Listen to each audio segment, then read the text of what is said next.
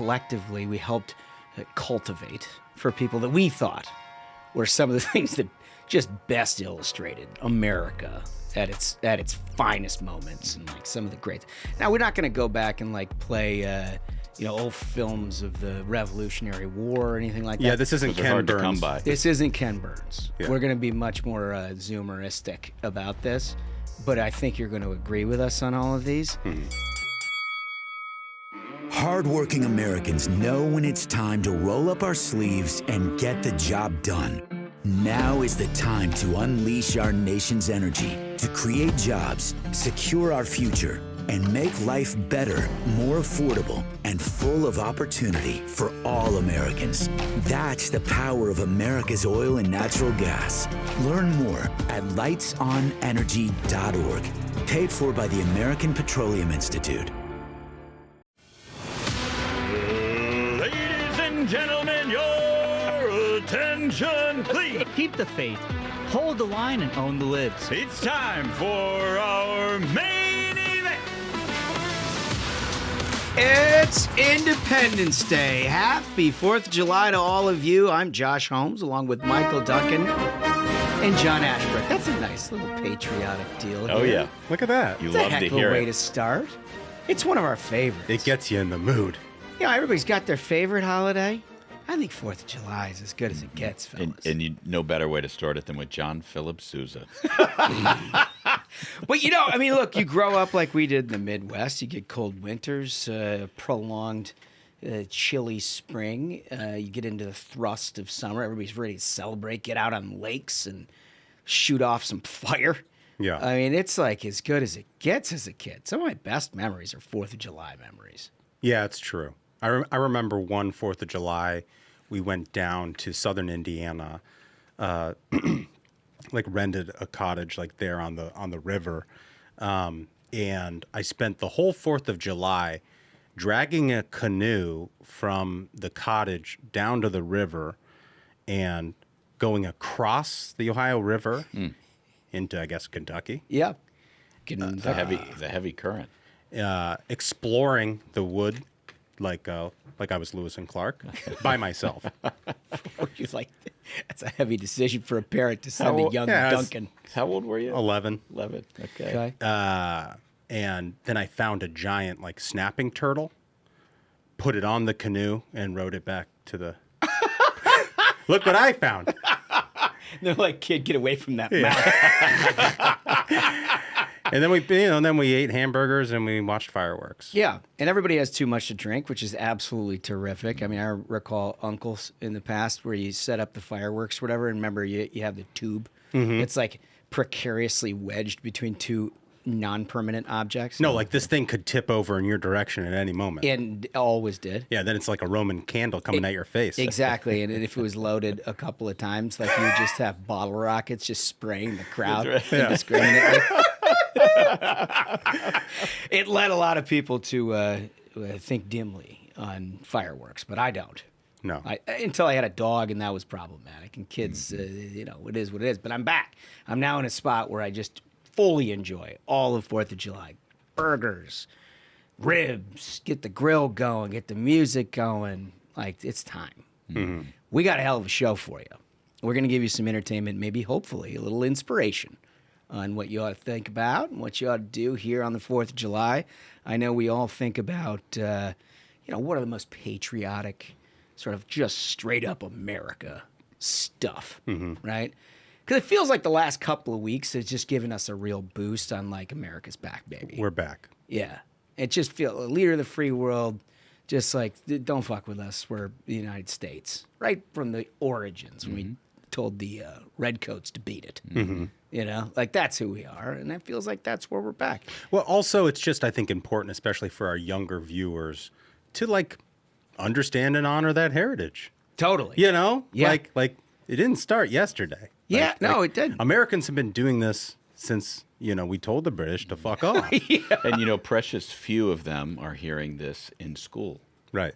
So it's up to us to carry on that tradition and share the news for everybody around our Yeah, country. make sure your kids are listening, and you may, have some slight concerns about language from time to time, but they got to do some growing up somehow, and you might as well learn from the Ruthless Friday program the right vernacular and way to place it because it's coming.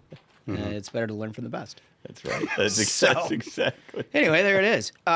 Listen, we're going to do some clips to start this thing out that, in my view, and in all of our view, collectively, we helped cultivate for people that we thought were some of the things that just best illustrated America at its finest moments and like some of the greats. Now, we're not going to go back and like play old films of the Revolutionary War or anything like that. Yeah, this isn't Those are Ken hard to Burns. come by. This isn't Ken Burns. Yeah. We're going to be much more zoomeristic about this, but I think you're going to agree with us on all of these. And then, later on we'll invite you to add your submissions to it. But I think we ought to just start and just rotate through these things. Oh, great. I love that. Maybe we start with Smashdown in the end. Okay. With clip number 10. Let's do it. This is just an incredible memory from the very early 90s.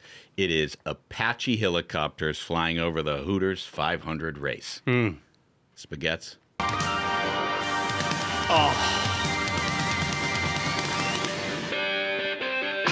Yes. I mean, Yes. it is. If you're just Yes. listening, these are Apache helicopters flying over NASCARs, rolling down the track at the exact same time. There's nothing more American than this. And you got the Gulf War as the backdrop of this. Yeah. The first major conflict that America had entered into basically since Vietnam. A lot of patriotism going, and I can't imagine better than a NASCAR and a Black Hawk over top of it doing the full hot lap. Yeah, and if you're somebody who just listens to this show on audio, do yourself a favor, go to the YouTube page and watch that video because nothing will get you pumped up for today quite like that. Well, and it's what I love most about racing as a sport in and of itself. Yeah. Is every race is about the pageantry Yes. of the thing, and it's about the community, Yep. right? And it's like the local marching band and all this sort of stuff. I just think it's like it's an incredible display of like American civic virtue. Totally agree It with just you. there are so few collective experiences we have as Americans now, because everybody's on their own thing, and there aren't a lot of like things that sort of stand out, and that's Yeah. what I love about racing. Totally. And maybe I'm sort of biased in that, having grown up going to the Indy 500, and it's that to the nines. Yep. But like that's the best thing about racing and America. Oh, it totally is. And if you ever go to a NASCAR race, if you haven't been, you should go because it is just a collection of patriotism. I mean, you're not going to find anybody who has any bad words to say about this country. Right. If you need a little some of that in your life, if you live in a city somewhere and you're getting nothing but Gaza protests and like people telling you how shitty this country is, head down to Talladega for a weekend. Let me just tell you, you're going to have a different experience. Dude, you're exactly right. And the sound of those cars rolling around the track is a symphony.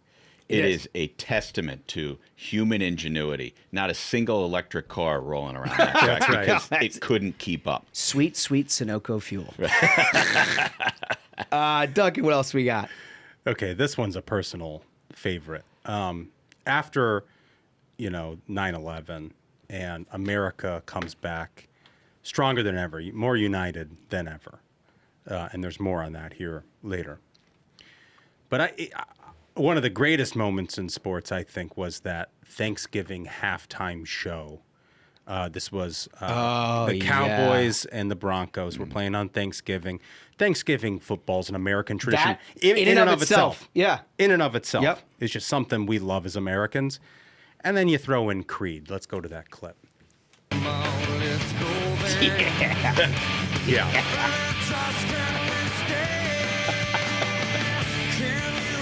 Yeah. Oh, it's America. Great band, too. It's just like pure America. Pure Let's America. Go. Let's go. It is. Thanksgiving. I mean, it's why we do the Thanksgiving special. We see that as like an analog holiday. It's a cultural to touchstone. the 4th of July in a lot of ways. And it's just like, it's a celebration of us. Yeah, and every Thanksgiving is meaningful, but that one especially. In the wake of 9/11, everybody was holding each other a little tighter that Thanksgiving, Totally. looking around and thinking of what they were thankful for just to be there, just to be in America. And it really was just incredible cultural touchstone that will never be forgotten. Yeah, and I think like Creed gets a lot of hate. Yeah. They get so much hate. I have no idea why. Which I don't get. I feel don't know like why. it's just banger after banger Yep. after banger. And you look, I mean, not to just be all boomer about this, but the boomers are right about it. We don't have great music like that anymore. We just don't. I like Higher, but I think my personal favorite Creed song is One Last Breath. Oh, it's good. That song is an amazing song. Listen, like know? you said, banger after banger. They narrated a bigger part of a decade there. Late 90s into the early 2000s.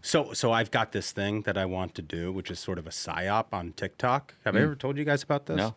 I want to create like a Creed Rules TikTok account To see what happens. to just put out a bunch of Creed content and just make sure all like the Gen Alpha Zoomer Yeah. folks all just like become Christians. Make I think Gen Alpha will Honestly, be receptive. I think I could do it. You might be able to. I think they'll it's be worth a receptive. shot. If you're showing them stuff like that, It's worth a shot. Yes. It's definitely worth a shot. I do remember a conversation with my daughter recently. We were watching a show about American history, and it was so good. And she was like, why don't we talk about this more? She's like, this is so cool. Yes. You never hear this stuff. Yes. So I think Gen Alpha is prime for what you're talking about. okay. I love it. All right. So I'm going to ignite a little debate here. Okay. And I'm sorry that Smug's not here for this because I think he would have strong opinions. But as we know, he has a little bit more of a commute to get home to North Carolina than we do. And so he had to take off, and he's going to miss this. I'll do my best to be controversial in his stead. Okay, so one of the things that America is well known for, we take great pride in, and we've tried to be ahead of the world in, at each and every decade since its advent, his flight. Mm-hmm. Let's go to clip 8, please. This film, made in 1903, recalls the first Yes. flight of this primitive biplane making aviation history. As the two brothers prepare to attempt the first catapulted takeoff, man's age-old dream of flight becomes a reality. There they are taking There off. it is. So if you're audio only, this is the Wright Brothers in the first flight that's ever documented. Them in their airplane there in Kitty Hawk, North Carolina. Now there's some controversy here on the program. And the controversy revolves around who is sort of the author of flight within the United States. Is it North Carolina, as Smug resides, or is it Ohio, the birthplace of the Wright Brothers, where Mr. Ashbrook resides? Duncan, do you have a take? I have numerous takes. First of all, first in flight. Where was the flight?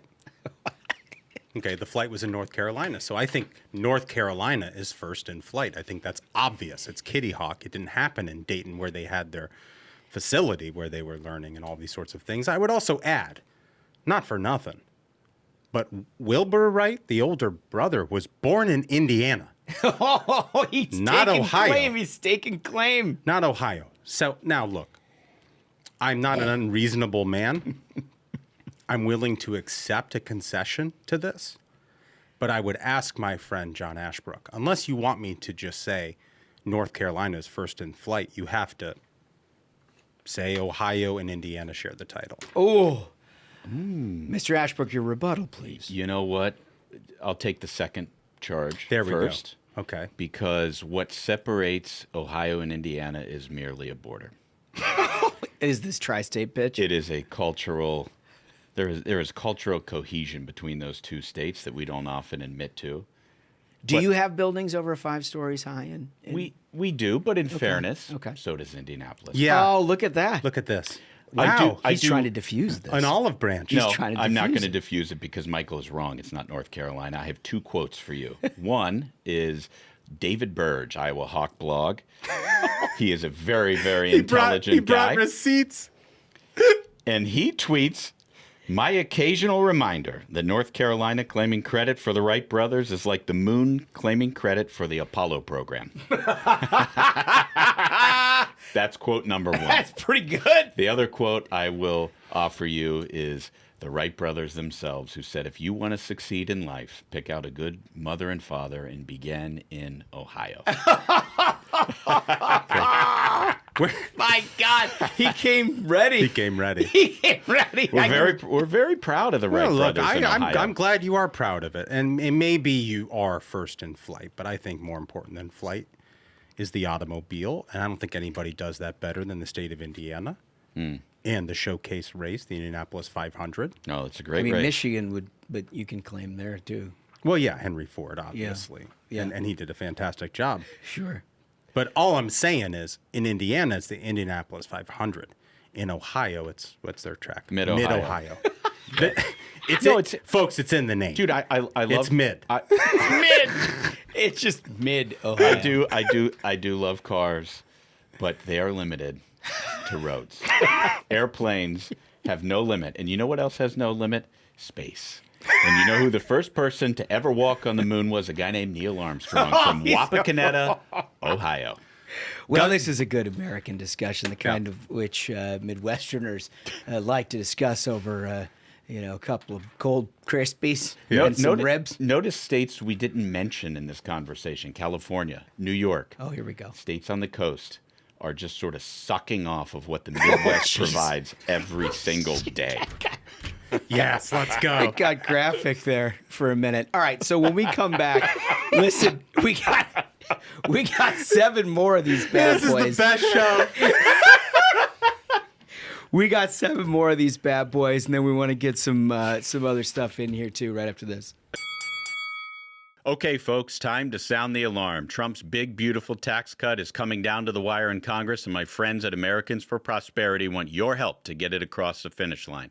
If the bill doesn't pass, the average American family is looking at a $1,500 tax hike. Americans for Prosperity says not going to happen. Right now, some members of Congress are getting very shaky with every special interest in D.C. pounding on their doors. But AFP thinks it's time for hardworking Americans to do some pounding of their own. So AFP and its grassroots army is already out there pushing back on crazy ideas like raising tax rates and supporting the congressmen who want to cut taxes. AFP is the only organization I know that can bring this kind of grassroots pressure to bear. If you want to join the fight to protect prosperity, visit protectprosperity.com to help Trump get his big, beautiful bill. That's protectprosperity.com. So, listen, I think, at least in my growing up, where the most important thing is this next thing. So you want to do this one? I'm going to do this Okay. one, and then we'll go back Then down Duncan, the line. just Yeah, snake we'll go it? back down the line. But I mean, what does the audience need to get in our logistics? No. Oh, we're on the show. Yeah. He doesn't know we're live. I mean, little behind the scenes work here at the Ruthless Friday program for all of you. I thought we were setting it up. We started our holiday early. Which, by the way, you like the mustache? I love it. That's the way to go on the 4th, I think. You got to keep it past the 4th. Yeah, we'll see. Listen, if you're listening to this show, if you like and subscribe, and you are opining, you need to write in now and say that this guy, Josh Holmes, has to keep growing this mustache. Okay. Well, here's the thing that just defined a generation of kids who grew up in the upper Midwest in the 1980s. Clip 7. The puck is still loose. 11 seconds. You've got 10 seconds. Yes. The countdown going on right now. Morrow up to Schultz. 5 seconds left in the game. You believe in miracles? Yes! It is, of course, Lake Placid, New York in 1980, where a bunch of gritty, young, amateur hockey players defeated the greatest hockey team at that point the world had ever known out of Russia, our enemy at that point, and had been thought to be impossible. Of course, Herbie Brooks, a great Minnesotan, was the coach of that team. Anybody who hasn't seen Miracle, you probably should, because it's a fantastic film. But that does it for me. Who was the famed Italian on there? Rizzioni? Mike Aruzzione. Aruzzione. Yeah, and you can't beat the Al Michaels call. It's iconic. I mean, every time you see it, you stop. It brings the tear to the eye because you're so proud to be an American. Because you knew that team, these were college kids competing against the best the Russians could put together with steroids and everything else they were pumping into their players. We had college kids who believed in each other. And that's what America is all about. I love it. Well said. All right, what else do we got here, dunks or runks? We have a great moment. And I was actually in D.C. during this, and I remember it just being electric in the way it sort of built. Totally. Where it started with rumor and people talking at the bar. People started gathering. And people saying there's going to be an announcement on television tonight that may be the thing we've wanted since September 11th, 2001 happened. Mm-hmm. And it did. And it was delivered in a place you would never think would be the first to deliver the news. Mm-hmm. And that is the WWE with John Cena. Let's go to that clip. I walk out here every night with hustle, loyalty, respect on my sleeve. That is a credo I have adopted from the men and women who defend the freedom of this country.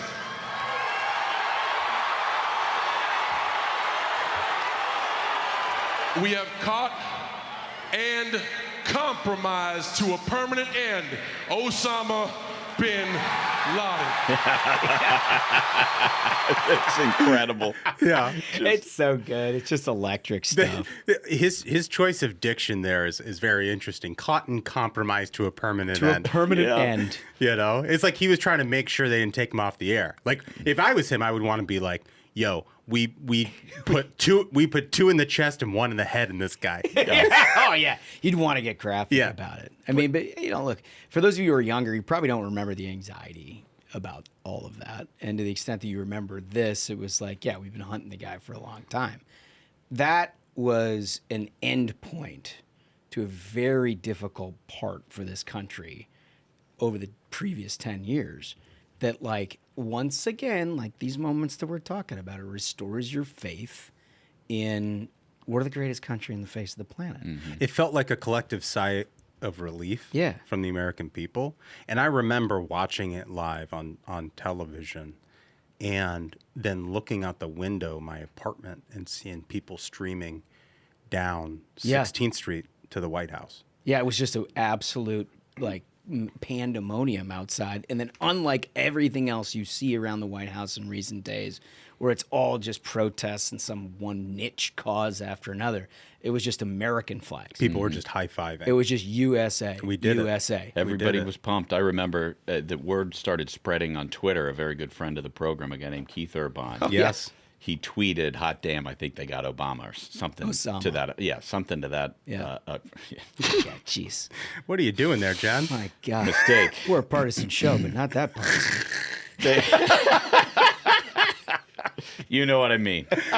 Anyhow, it just started spreading like wildfire, and everybody was euphoric. Yeah, totally agree. And the precursor to all of that, which led to that, is the next clip, which I know, Johnny, you've thought a lot about. Yeah, another moment of great national anxiety. We as Americans, we like to think that, we're always on top. We don't ever worry about anything. But in the days after 9/11, people were like, what is this going to keep happening? Where did this come from? Nobody really, no normal person saw anything like that ever happening. And I remember the great anxiety and the concern that you felt. It was really formative for a lot of us. I mean, you were in D.C. at the time, Josh. And it was a moment where our country needed leadership in a very real way that didn't seem polished and didn't seem like it was set up by a bunch of advanced people. And that's exactly what we got from our great president, George W. Bush, at Ground Zero. Spaghetti, will you roll that tape? This nation stands with the good people of New York City and New Jersey and Connecticut as we mourn the loss of thousands of our citizens. I can hear you.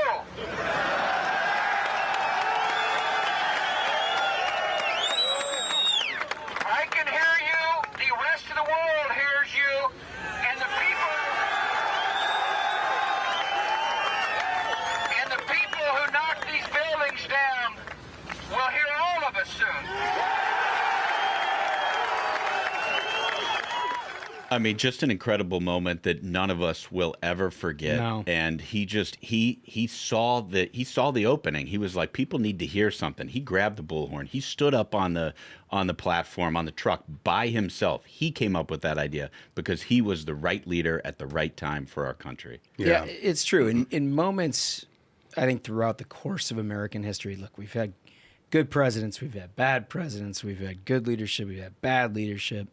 But there are moments that just test a country.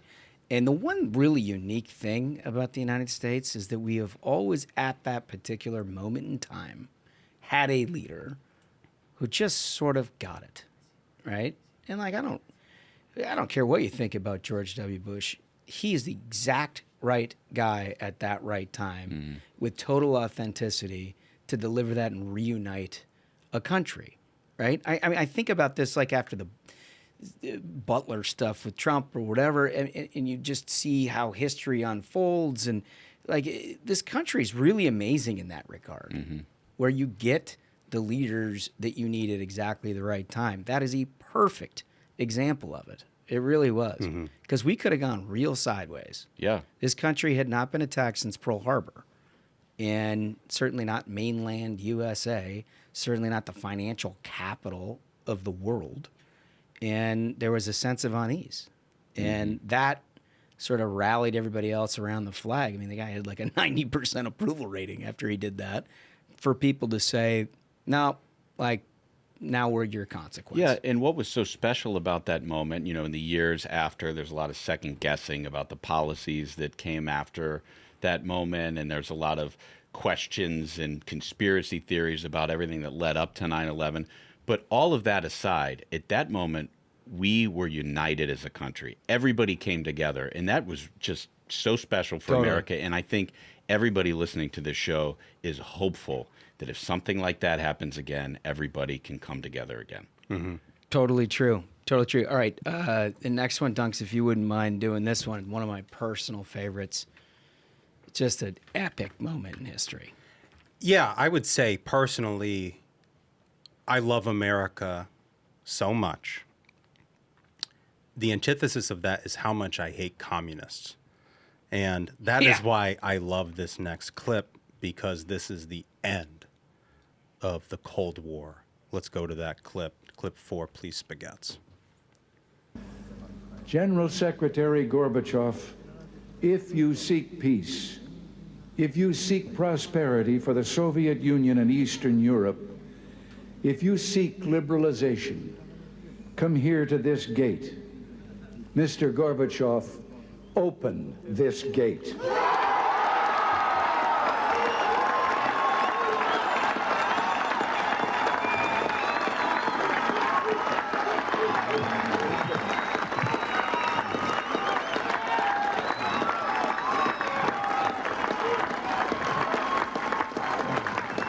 Mr. Gorbachev, Mr. Gorbachev, tear down this wall.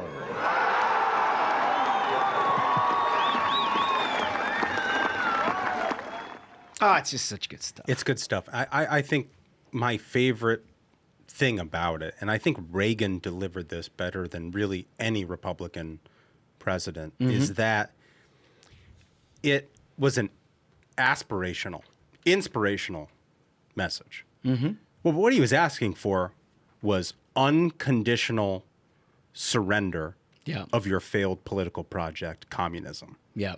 He didn't say it that way. No.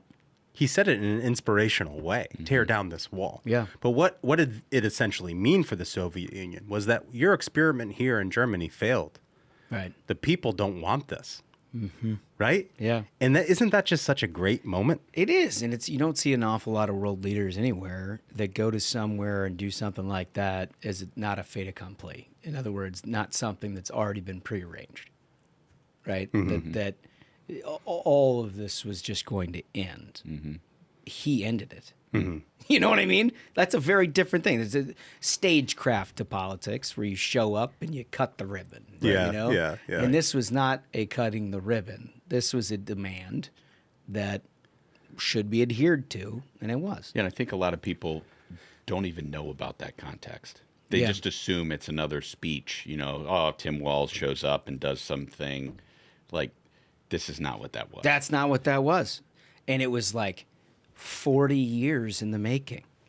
You know what I mean? Yeah. 4 decades, generations of Americans watching Cold Wars develop, arms races, Cuban Missile Crisis, all of these things that had come into it, and he just ended it with a speech that like that, with a phrase that is just forever seared in the memory of in the history of this country. Just incredible. Just incredible. All right, so clip 3. This one is what I just referenced before in context of like GW on the pile.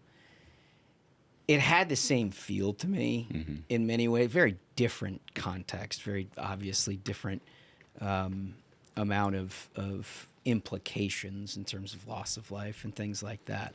But it had this sort of like American resilience component to it where you can count. I mean, in my lifetime, I think we're going to get through them, but there's not a lot of them that you just have a moment where you're like, fuck yeah, give me the flag, let's go. And one of them was just last year. Let's play clip 3. And that's a little bit old, that chart. That chart's a couple of months old. And if you want to really see something that said, take a look at what happened.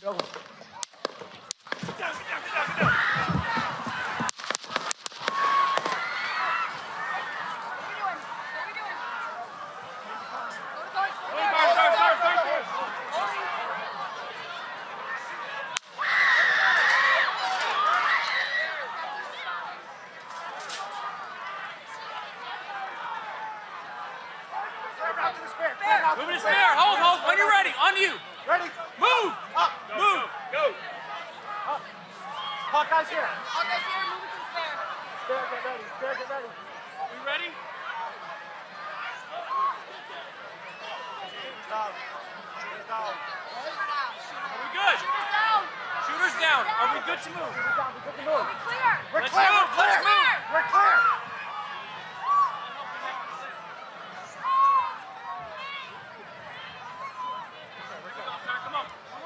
Let me get my shoes.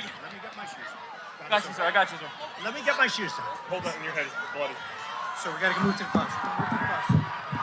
Let me get my shoes. Okay. My shoes down. My shoes. Watch out. Fight, fight, fight. Fight, fight, fight.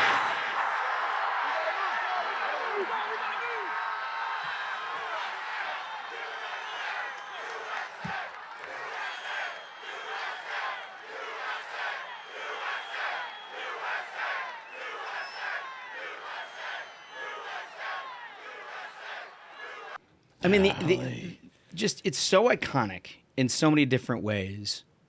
The idea that Donald Trump in that moment thought to get up and address the crowd and say, fight, fight, fight. I mean, we've gone over this a million times about how inspirational that was. But I think, look, did it win him the presidency? I think a lot of things that won him the presidency. But I think it created a different impression. Mm-hmm. Yeah, I mean, it fundamentally changed my view of Donald Trump. Yeah.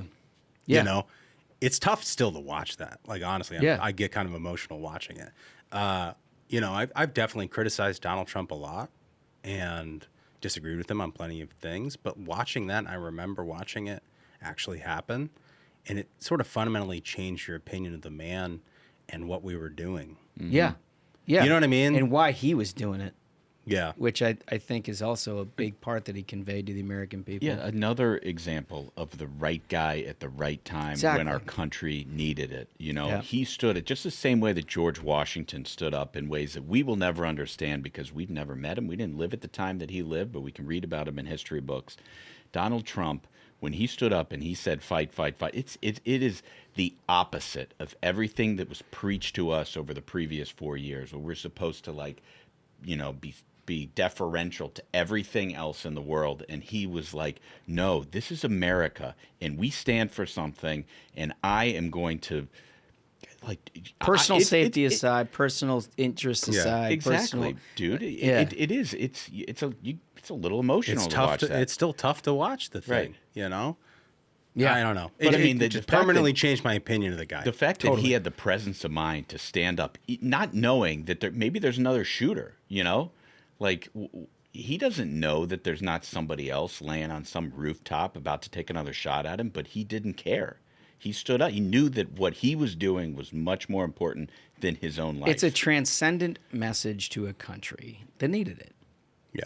And that's what we see is the consistent theme. If you're talking about that 2001 speech by GW on the rubble, if you're talking about the fight thing, that's what we're talking about. What's special about America is you get the right thing at the right time.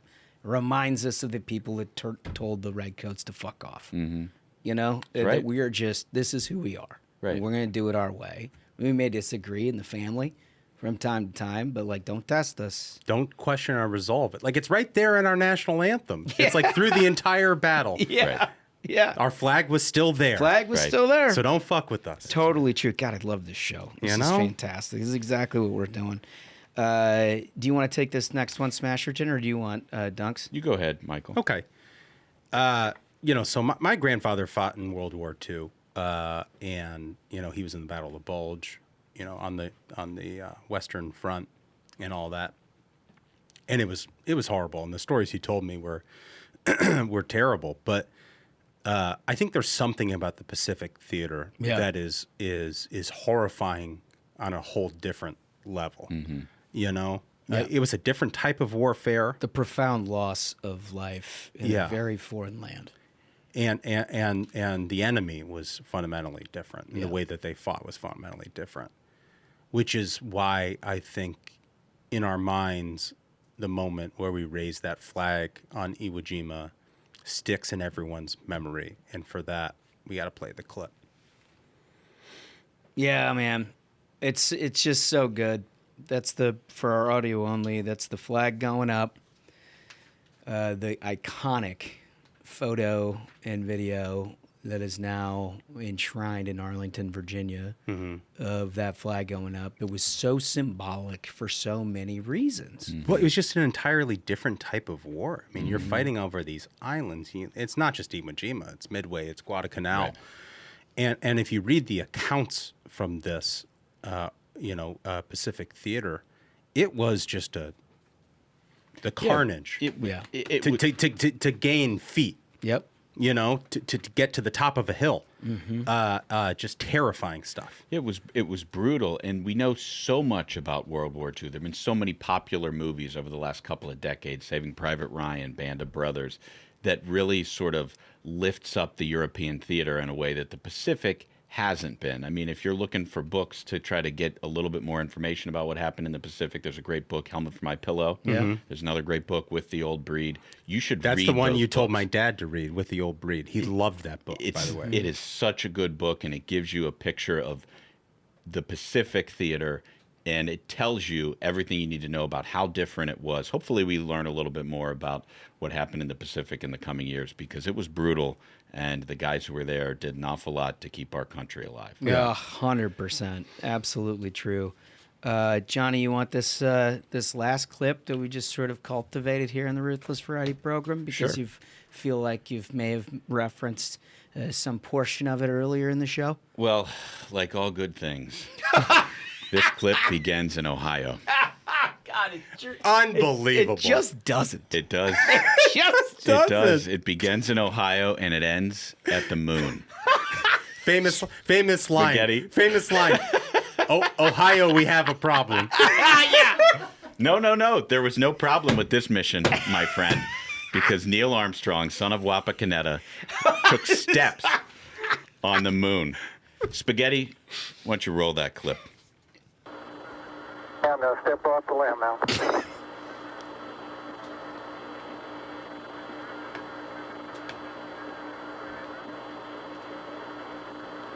The famous... One small step for man.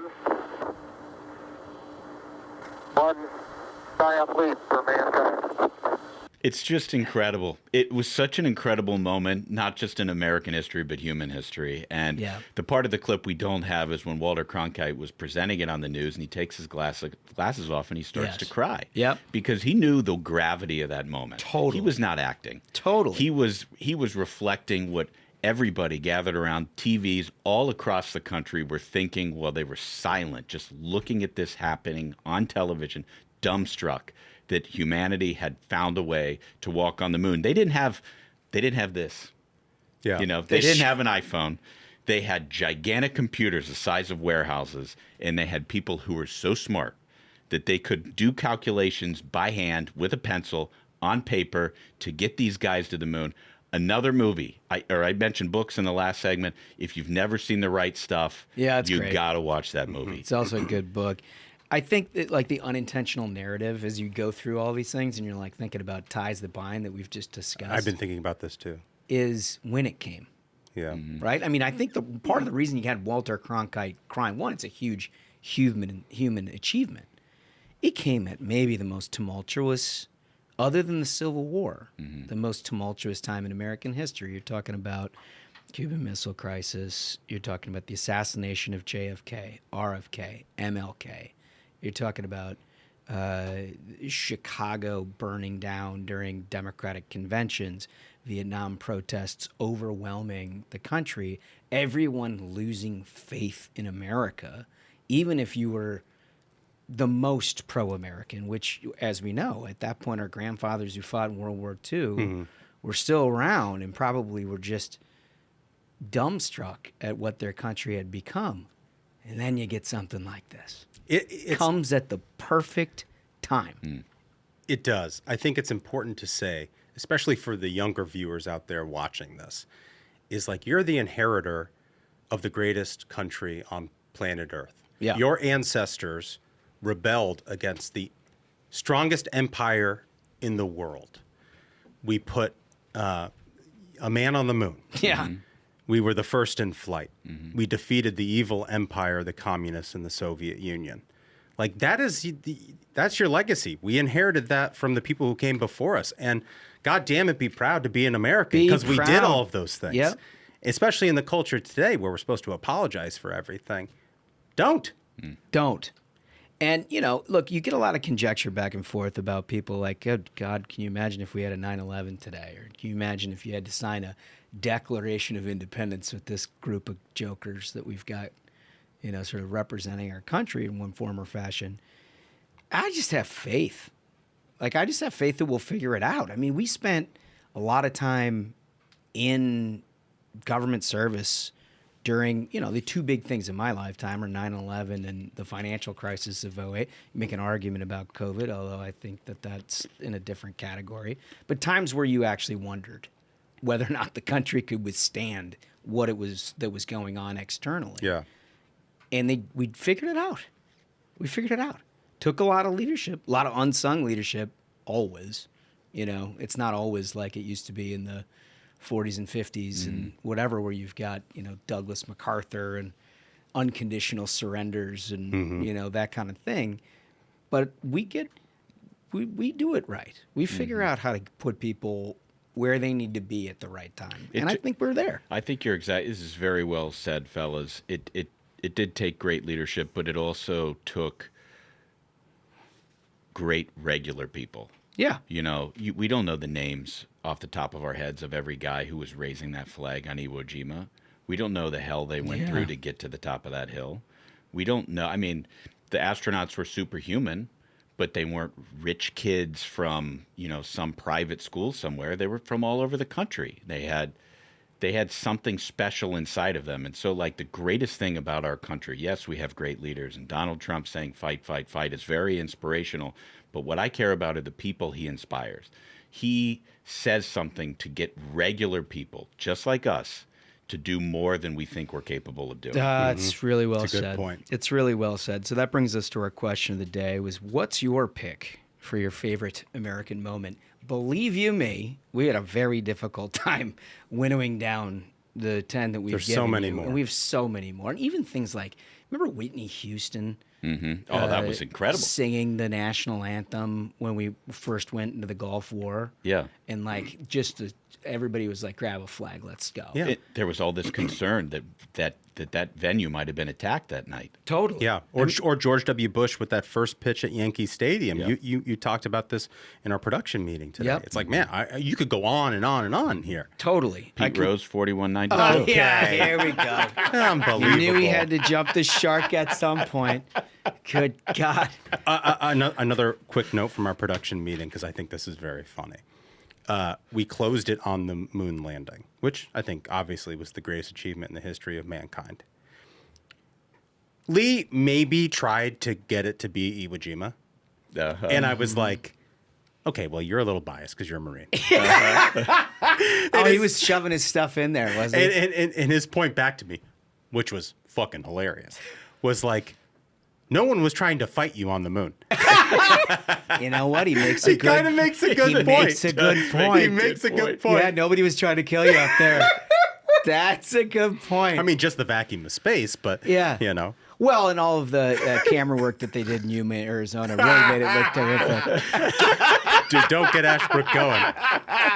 Oh, we like to have fun here. So what's your pick for the most American moment? There are millions. Send them all to us. Everyone, because there's even stuff, we did this in kind of a short period of time where we just kind of like brain dumped. You're going to know immediately what inspired you. And that's really what it is, is the inspiration of not just you, but your community, and you I don't care. Larger. I don't care who wins. Just tell us all the stories because I'd love to just read all of them. I totally agree. That's we will love reading all of it.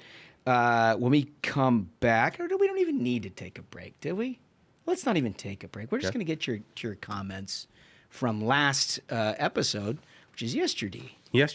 I mean, this is kind of a novel thing. We haven't done this since last fall, where we're giving you 3 shots. Yeah, it's America's birthday. Yeah, so you got to celebrate this kind of thing. So we're going to read you your answers to the question of the day of what should Trump name the media-funded wing of his library. Recall there was a $16 million settlement from CBS, Paramount, 15 or 16 from ABC, or that Stephanopoulos thing. He's 30M. Which is good. That's a nice wing. It's a nice down payment. It's a nice wing. So the question is, what do you name it? To do that, we always start with a voice. Okay, the first one comes from RKUJ. And RK writes, President Trump's library of what's happening now, wherein friends always find out. And if you're just listening to the show, he capitalized FAFO. I like that. Very, very smart, RK. He says, friends always find out the truth eventually. I like that. Just a great idea. FAFO. FAFO. For those of you who are not terminally online, Google that. What else do we got, Dunks? This is from Ray Kaufman. Ray writes, the name for the exhibit should be CBS. C being SEE. And then BS. Yeah. Hell yeah. Very clever. It's a good dunk. That's thoughtful. It's dunk. That's a thoughtful dunk. We have a lot of Ray real Kaufman. quick, pithy ones on this, I which like is that. great. Michael Sotero writes, he should just call it the left wing. Yeah. It's actually pretty simple. Yeah. I feel like Trump would like that. Can you imagine having to be like the docent in that library, and you're like, okay, so here on the right wing, we're going to learn the history of Donald Trump from the very beginning of his life. And on the left wing, all the media that he got to fund his library. Wouldn't that be great? I'd do it for free. You wouldn't even have to pay me. You wouldn't even have to pay. I'd like to take a tour directed by Michael Duncan. I'll tour anything. Yeah, give him a week with the book, and I'll follow him anywhere. Yeah. I'll tell the story. I'd wear the headphones and carry around the electronic device. Yeah. Look what we have here, kids. A real expert. All right. So, listen, as you're doing what you're doing, when you're listening to this and you're planning your day, there are certain traditions, certain things that you do. I grew up in Minnesota, obviously, and you get a real truncated summer. It starts getting cold like in mid-September. It's all the way through April and whatever. And the grand irony of that is that the place is full of lakes and great summer activity that you only get to enjoy for like a real small portion of time. So 4th of July for us was the thing. I mean, it was the one thing you would count on. Everyone was at apex happiness. Yeah. They're ready to go. Boats are fueled up. You probably planned that a week in advance. Make sure you had gas and all the stuff. You had all the, the water volleyball nets set up, all the things. You were going to get in that lake. You were going to spend the day in that lake. You probably had like 18 coolers of Bud Heavies. Yeah. Everywhere. Everybody was just going to have a day. More meat than you can probably find anywhere outside of a meat packing plant. Each house. You're just going to cook meat all day long.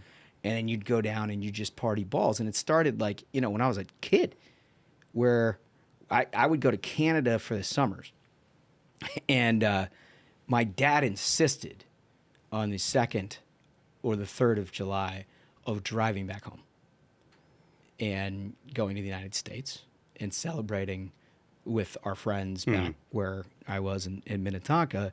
And then we would get in the car on like the 5th and drive back. And it was like a 10-hour drive. So it's a real commitment. That's a commitment to America. But he was like, I am not spending the 4th of July in Canada. I love that. What a so hilarious much. That's one of the most American things I've ever heard. Isn't it so unbelievable? great, dude. It was 20 hours in a car for a family with a young kid. Yeah. Being inconvenienced for America. Yeah.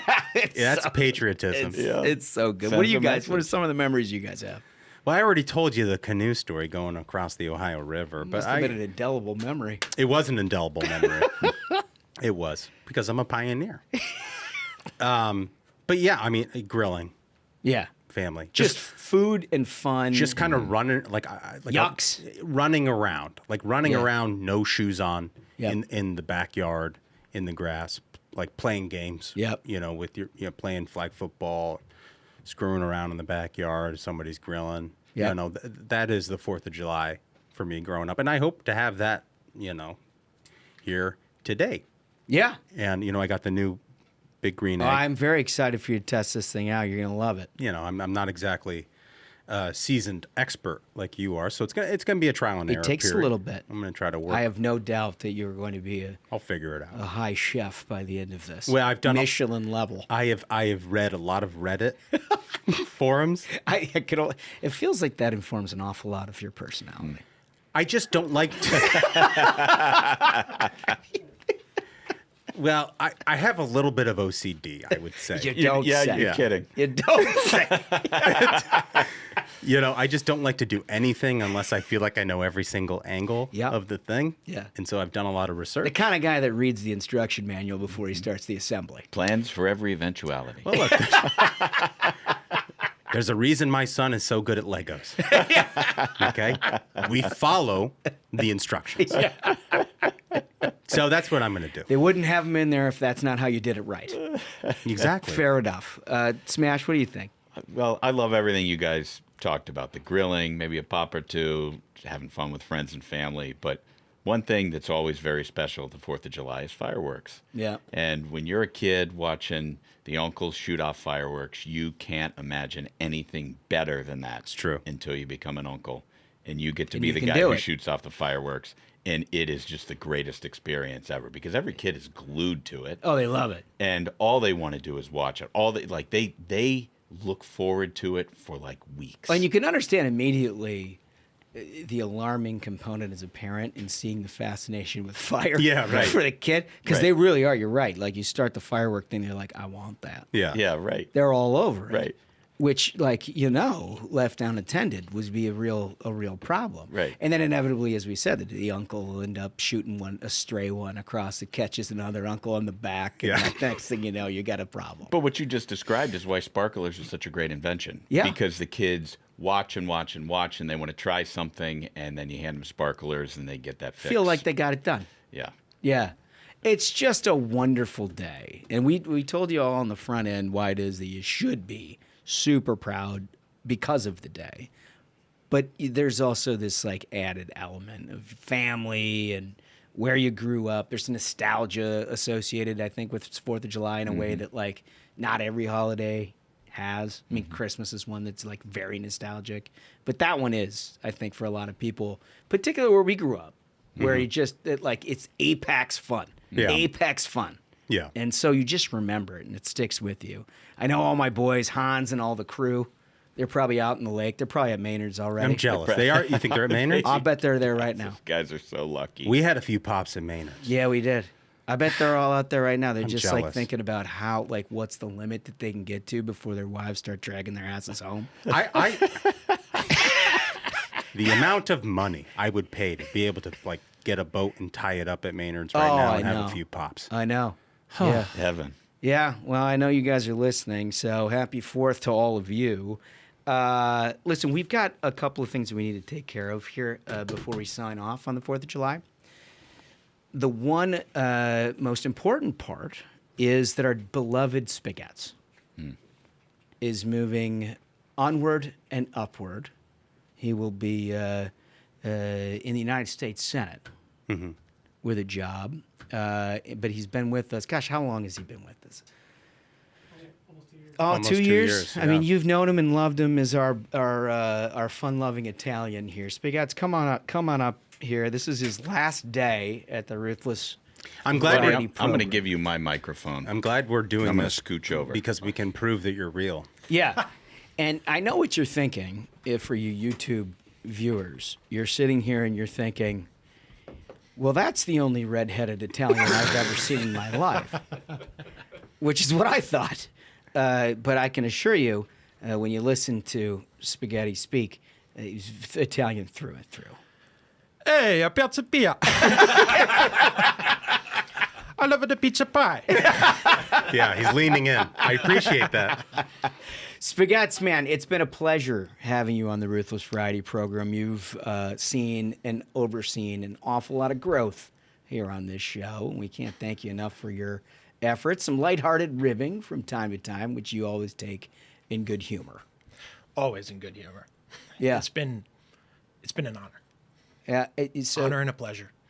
So, look, your mom's at home stirring over a pot of marinara. She's looking at her baby boy making something out of himself. I mean, what do you think? Huh? It's just like all of a sudden you're big time? It's surreal. It's surreal. And my mom's probably like, hey, he's the one that made something of himself? He's the one? She wouldn't have bet that. So two quick things. Number one of my greatest spaghetti moments was when, you remember when Smug did the Iowa caucus? I know exactly where you're going. And Smug, of course, he was outfitted. Like he's climbing to the top of Mount Everest. So we sent him to Iowa to cover the Iowa caucus. If you'll recall, It was 0 degrees. It was worse than 0 degrees. It was the coldest caucus on record in Iowa, and everybody was very, very fearful for everyone who was there, their physical safety. Right. And so Smug is dressed like the Michelin Man with this huge parka. And then you see Spaghetti. And we're looking at all the clips coming in, like everybody, the video coming in through the production team. And Spaghetti is wearing a leather jacket. It's literally like an Arthur Fonzarelli. There's no padding. There's None. no insulation. Yeah. It's just like a straight leather jacket. He's got a gold chain and a T-shirt and a leather jacket on. You can see his chest hair. It was unbelievable. What were you thinking, pal? I don't know. Just got to get this shit done. Okay, my second thing here. So we're sort of wondering, I think, internally a little bit here. You leave us. Spaghetti. Is that just a spaghetti forever? Is the that next nickname guy stick? Spaghetti? Would you bless us calling the next guy or gal Spaghetti? Or does it got to be linguine or fettuccine? I mean, That would be a hilarious bit. For each person that comes in, Yeah. there is a different pasta. Yeah, only if they're Italian. I mean, if we get a Mick in here, they're going to be some other potato or something. Yeah. But it's the spaghetti stick with you. Think do people outside of work call you Spaghetti? That's the first thing they say or they ask about when I say I work for you guys. They're like, "Oh, you're Spaghetts," and I'm like, "Yeah." That was a nickname that was never intended for me, but here I am.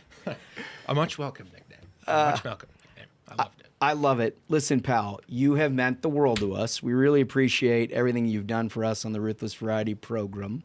We wish you the best of luck in your future endeavors. And I know that all of us and all the people listening will keep up with all of your exploits until you run the world someday, pal. So Thank you, guys. It's been a pleasure. you got it.